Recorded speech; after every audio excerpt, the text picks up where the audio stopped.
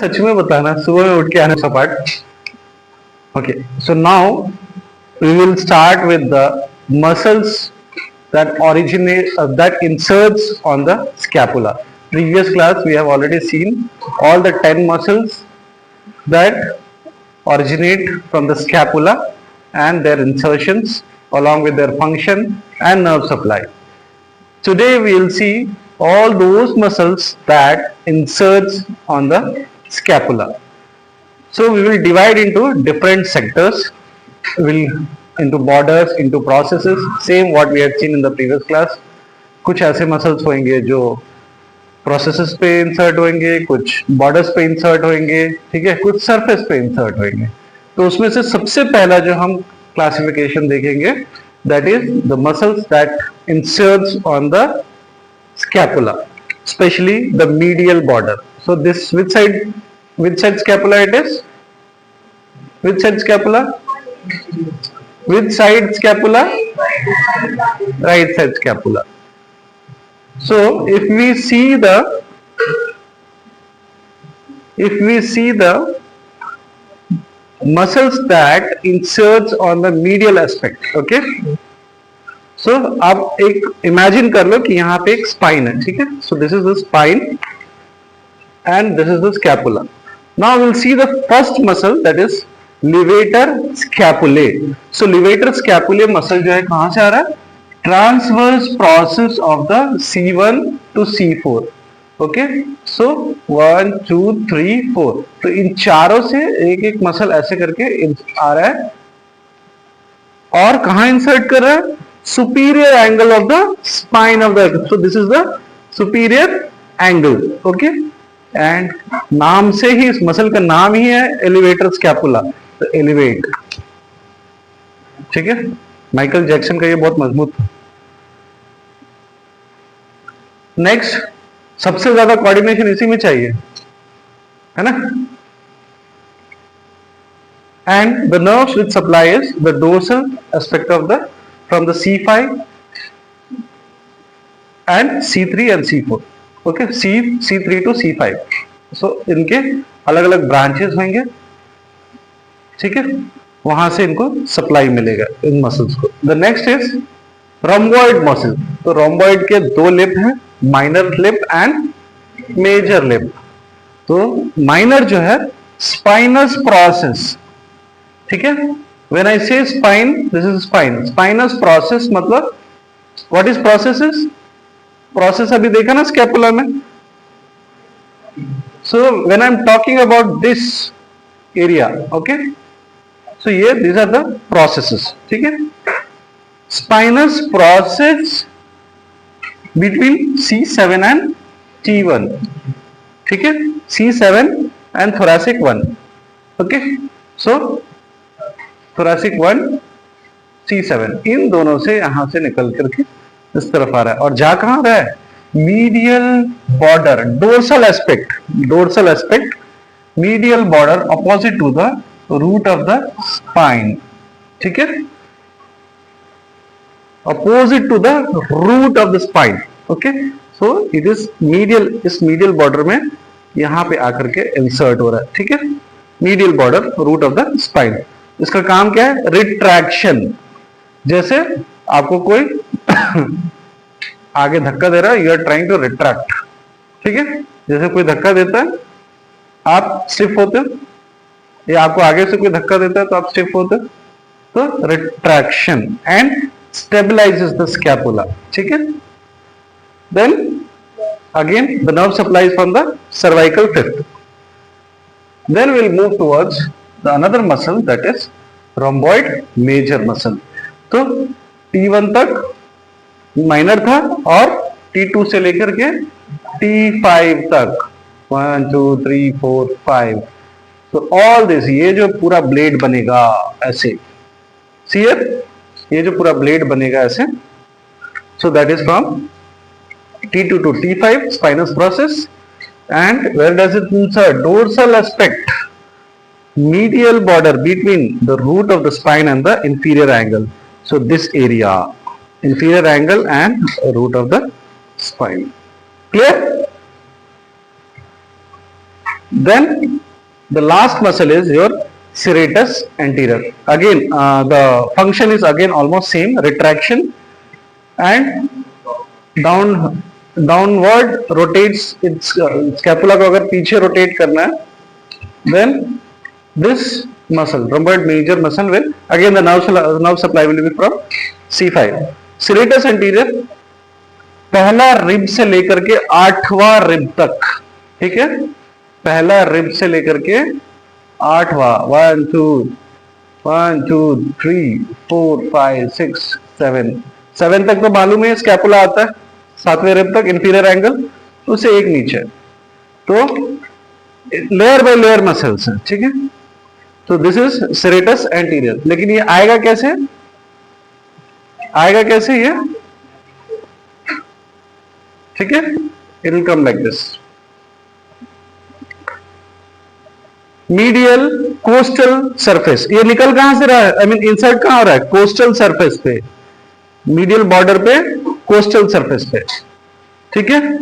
दो muscle dorsal पे जा रहे थे, एक कोस्टल पे आ रहा है, protraction and stabilises the scapula and again the nerve supply from C5 to C7। Again in चारों मसल्स को अगर हम पिक्चराइज करें तो the first muscle is elevator scapula, so you can see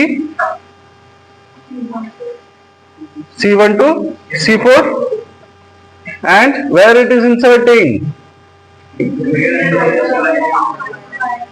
superior part of the medial border, okay, superior angle, ठीक है। Next we will move towards rhomboid minor muscle, C7 T1, you can see two muscles are here, this is minor and this is major, ठीक है। तो कहां से आ रहा है, C7 T1 से, और T2 से लेकर के T5 तक रोम्बॉइड मेजर, क्लियर है। इंसर्ट कहां करेगा, medial border of the scapula, medial border of scapula and it is on the dorsal aspect, this is also on the dorsal aspect, ठीक है, but this is going towards the inferior angle. Then the last muscle is the strong respiratory, जो respiration में भी मदद करता है, serratus anterior muscle, okay। तो कहां, इन outer surface of the upper 8 to 9 ribs, हाँ 1 to 8, 1 to 8 ribs,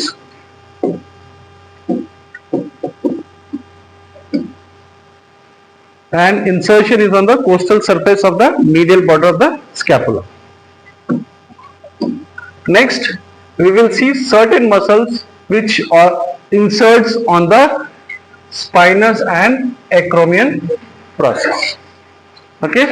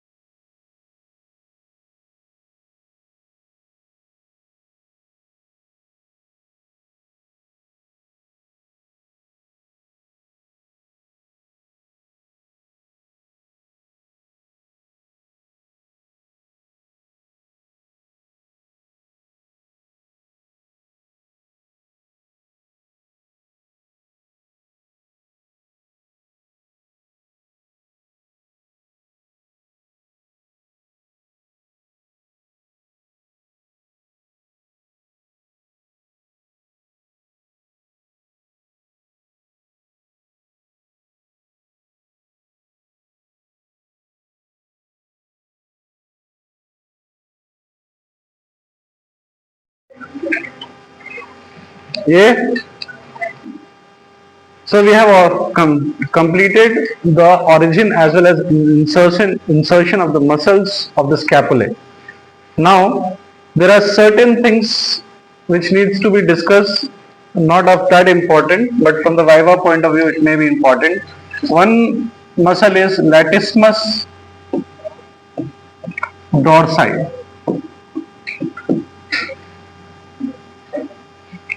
लैटिस्मस dorsi muscle जो है आपके बुक्स में आप देख रहे होगे कि वहां पे कोस्टल सरफेस में इंफीरियर एंगल में वहां पे देख रहा है कि इंसर्ट हो रहा है, ओरिजिन हो रहा है, लेकिन ये सबके साथ नहीं होता है. मतलब पॉपुलेशन में 10 से 15% लोग में ऐसा होता है. बाकी 80% लोगों में लैटिस्मस डोर्साई जो है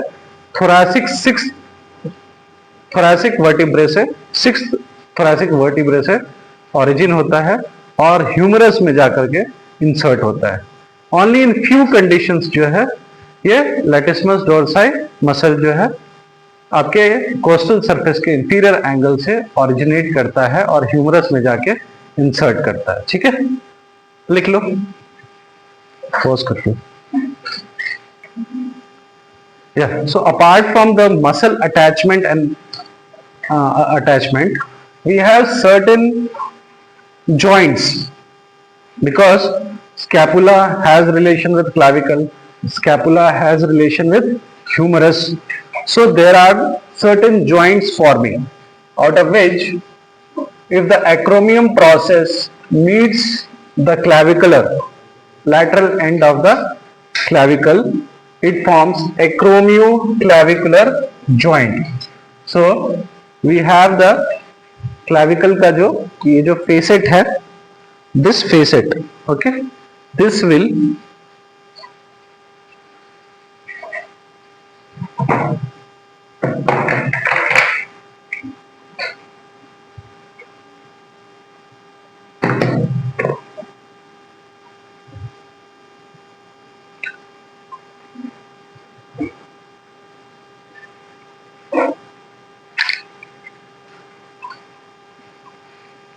so this is called the acromioclavicular.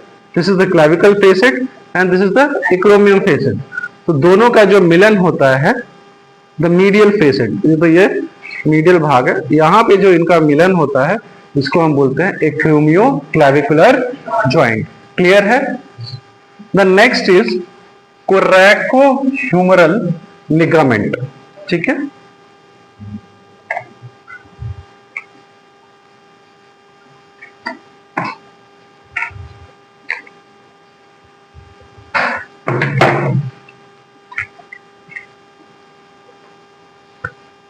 so as you know this is the coracoid process, right? तो एक छोटा सा जो लिगामेंट का शीथ है वो कोरैको से निकलेगा और एक जो है ह्यूमरस से निकलेगा. ठीक है, ये जब एक दूसरे से मिलता है तो इस दोनों के बीच में एक लिगामेंट होता है जिसको हम बोलते हैं कोरैकोह्यूमरल लिगामेंट. ठीक है, देन कोरैकोक्लैविकुलर लिगामेंट जो है वो आपके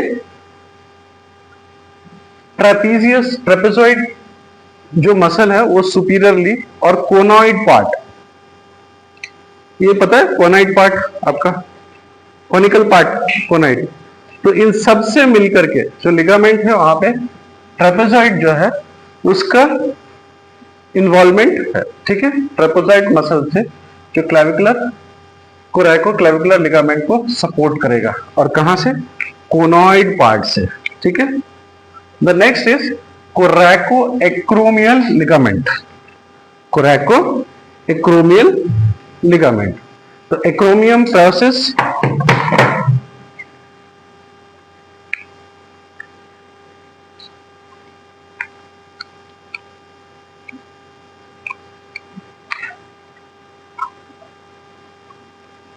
ये उल्टा हो जाएगा.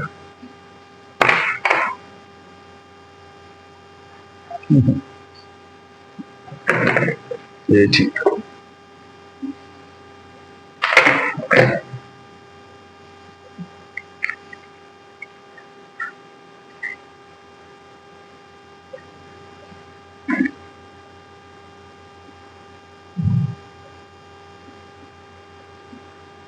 एक छोटा सा लिगामेंट पार्ट जो है कोरेको प्रोसेस से निकलेगा, कोरेकोइड प्रोसेस से निकलेगा, एक एक्रोमियम से निकलेगा और एक इसके फेसेट से। ये तीनों मिलकर के कोरेको एक्रोमियल लिगामेंट कहलाएगा। ठीक है, ये लिख लिया। This so we have some clinical anatomy side. We have only one and an important, that is winging of scapula. We call it as winging of scapula. तो इसमें क्या होता है कि due to the neuromuscular damage, ठीक है, neuromuscular damage होने की वजह से क्या होता है, the borders of the border मतलब your lateral border, medial border and superior border, they are not intact. Muscles उसको सपोर्ट करके नहीं स्टेबल कर पा रहे हैं, जिसकी वजह से क्या हो रहा है, स्कैपुला जो है बाहर की तरफ फेंक रहा है। ठीक है, बाहर की तरफ एक प्रोट्यूड मतलब कोई चीज बाहर फेंकना, प्रोट्रूड योर टंग आउट। ठीक है, दिस इज कॉल्ड प्रोट्रूशन। जी बाहर निकालो, प्रोट्रूड योर टंग आउट। ठीक है, तो उसी तरह से स्कैपुला भी प्रोट्रूड कर रहा है from the back like wings. ठीक है, so this is the clinical anatomy side. Neuromuscular winging इसको बोलते हैं। Same thing, winging of the scapula, that is paralysis of which muscle, serratus anterior, और लिमिटेड एबिलिटी टू स्टेबलाइज। अगर scapula control में नहीं आ रहा है तो we call it as winging of the scapula. Another scaphoid scapula बोलते हैं। ठीक है, ये एक डेवलपमेंटल एनोमली है। तो जो ऑसिफिकेशन है, 8 ऑसिफिकेशन सेंटर है ना, तो अगर स्कैपुला का प्रॉपर डेवलपमेंट नहीं होता है और वो स्कैफॉइड प्रोसेस मतलब स्कैफॉइड शेप बन जाता है, इन दैट केस ये एक डेवलपमेंटल एनोमली है। और एक और डिफॉर्मिटी है, स्प्रिंगल्स डिफॉर्मिटी। तो इसमें क्या होता है, स्कैपुला अगर नीचे की तरफ मैं करना चाहूं तो स्कैपुला ऊपर की तरफ जाएगा। ठीक है, अगर मैं स्कैपुला को नीचे की तरफ करना चाहूं तो ऊपर की तरफ। Failure in the proper descent, failure in the proper, this is also kind of development anomaly only. ठीक है, कि स्कैपुला पता चला ये